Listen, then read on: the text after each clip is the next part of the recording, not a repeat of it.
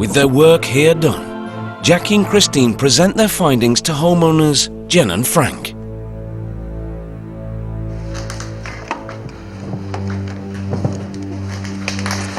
This is the interesting bit. Yes.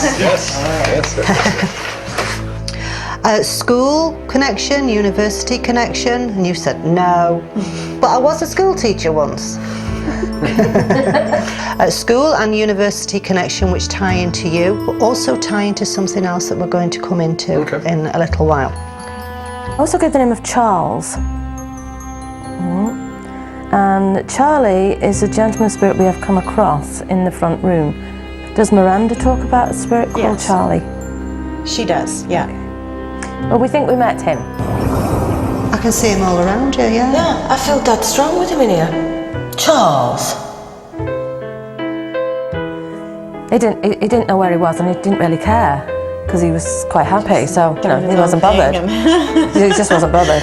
When we came out of the front room to go onto the landing here in the stairs, well, it got even funnier. As you were saying that then, I looked down here and there was men and ladies coming up. And it just came to us straight away, brothel.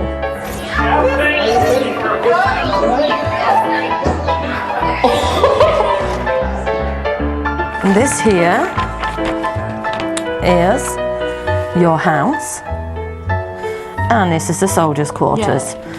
And a lot of these back streets here had many brothels, taverns, so there were a lot. In the early 1900s, the port of Halifax rivaled that of New York. The constant influx of sailors resulted in hundreds of brothels, especially here in the north of the city. Do you remember in the premonitions we talked about death due to a storm or a hurricane or some sort of a destruction? Death due to a storm or a hurricane, some sort of a destruction with it. Jackie and Christine feel that their apparent premonitions were not of a natural disaster, but a man-made one.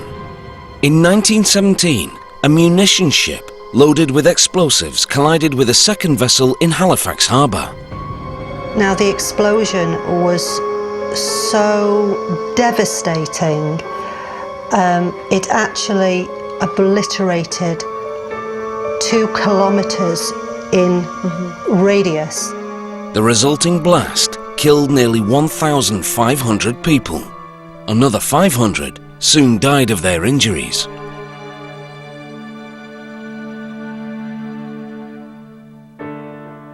But there's still the question of the little girl. This is where the explosion happened here. She said she was on her way to school. Now we don't know if she was going to this school here or this school here, but your house is here, okay? And this just shows you how the children would have there. It just gives you an idea. And this would be the local school that maybe she would have attended. The Halifax explosion occurred on December the 6th at 9:05 a.m. local time. All schools were in session. Although she didn't know what she needed help from, she just needed to go to somebody who could get help for her. She got the help that she needed, which was good. That makes me feel better. I really appreciate all the work that everyone did. And especially, it's neat to find out more about your house. And I really appreciate that you guys came, and that was brilliant. Okay. Brilliant. I liked it a lot. Yeah. The rescue mediums bid a fond farewell to Jen and Frank. Thank you. Safe flight. Thank you. Thank you. Bye, Jen. Bye. See ya. Bye. Oh, we're going to need it.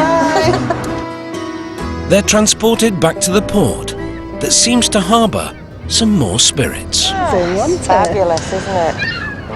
You're all posh on me now, aren't you? I am. I'm with Charles. I'm not staying there long. Our champagne Charlie. Yeah. And our little girl. Yeah, I'm glad we were able to help when you were the little girl. Yeah.